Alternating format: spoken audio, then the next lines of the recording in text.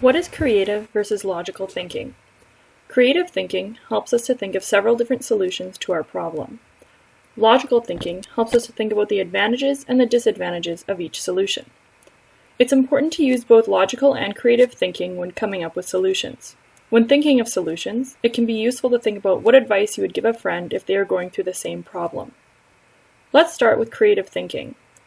Think of as many ideas as you can to meet your goal and to solve your problem. These ideas can include anything that you've already tried. Write them down, no matter how stupid they sound. This exercise can improve your chances of coming up with a good solution, might keep you from acting on impulse, make you feel more hopeful, and make a tough situation more manageable. Now let's try to develop your logical thinking to select the most promising ideas or the best idea. If anything looks out of your control, take it off the list now. If some solutions look similar, try to summarize them into a single one.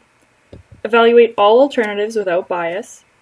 Select the ideas that are most realistic or most likely. Scroll down the page to see what ICO came up with.